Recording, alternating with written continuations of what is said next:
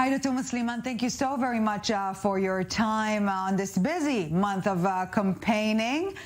So let's begin with the most intuitive question. Will there be a joint list, or are you going to split further? Well, I think it's very obvious now that there is not a joint list. I think that this political project that we initiated in 2015, for our regret, has been fragmented, and two of the parties went out.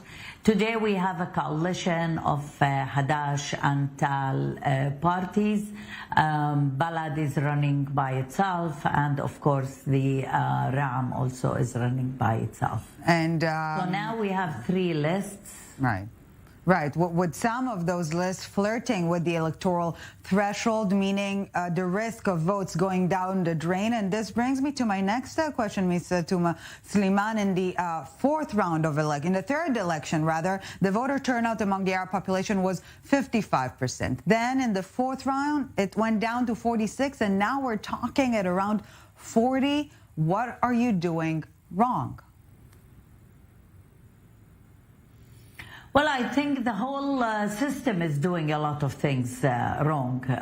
Of course, we need also to look at ourselves. But first of all, I think the main problem that is making people frustrated and do not want to vote is the feeling that whatever is done is not affecting the real political atmosphere and the agenda in Israel.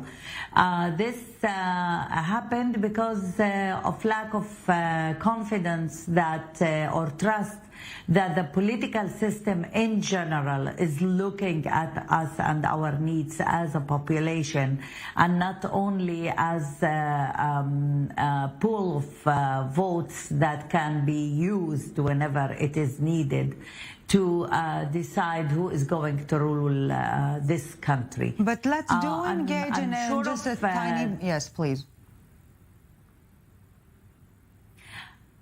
I know that many people think that it is us, the representatives of the Palestinian community in Israel, who are doing wrong. That would have been true if they turned away from us. They went to vote, but voted for other parties. The drop down in the percentage of voters, for me, it is clearly that it is a drop down in trust of the political system in general. And this is what makes it even more difficult to persuade people to come and to vote. But let's engage in just a tiny bit of soul digging here. You said that there are some faults on your end, and even listening to you now, the mere terminology representing the Palestinian population in Israel, maybe it's the Arab public that wants their issues to be addressed before the Palestinian cause. Excuse me, when I say the Palestinian community in Israel, I mean the Palestinian Arab citizens of Israel. When I'm representing them, I'm representing their issues, I'm representing their problems.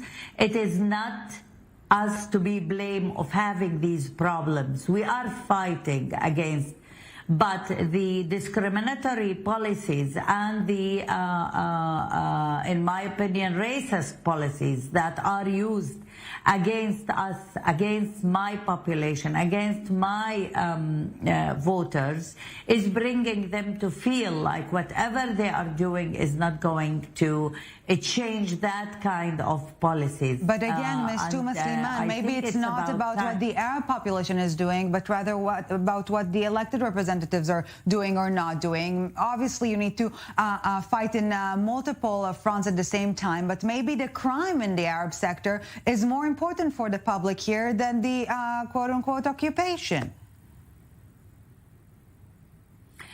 I think that it's about time to go out of your assumptions and to understand that we understand our population more than all of those who are looking from outside.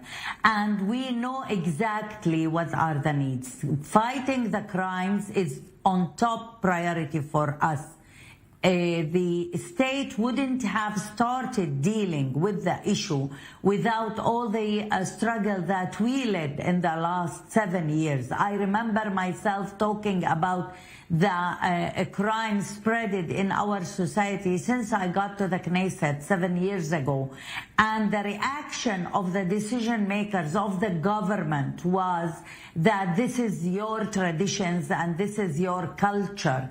It took 4 years, including a hunger strike that we did, and closing Ayalon Street, and closing all the highways, bringing our issues to the Jewish side in order to make the government look at this problem and starting. But we've seen the Islamic Arab Ram experiment of trying to get engaged in politics. Maybe it was your refusal, saying no to every suggestion to join the coalition, to join the government that is undermining public trust.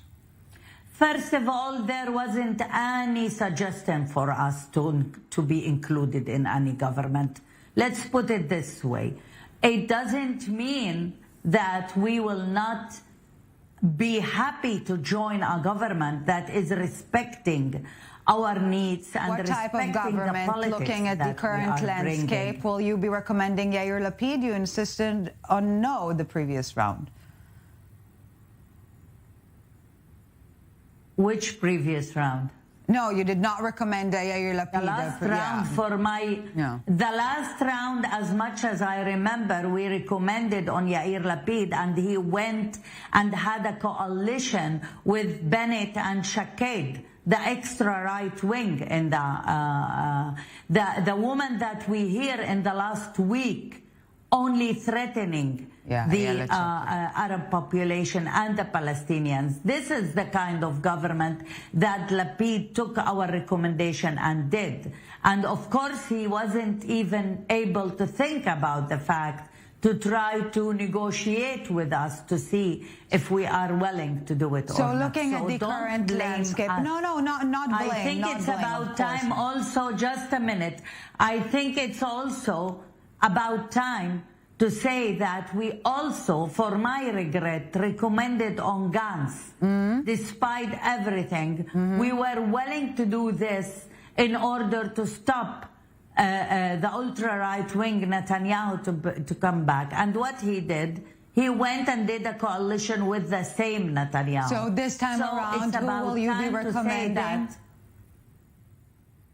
It's not a compulsory recommendation. We will decide when it's time to do it, if we are willing to recommend on someone. If there is an Israeli politician who is willing to deal with the conditions that we have, and then we will decide. Aida Touma-Sliman, thank you so very much for your time, and best of luck. Thank you.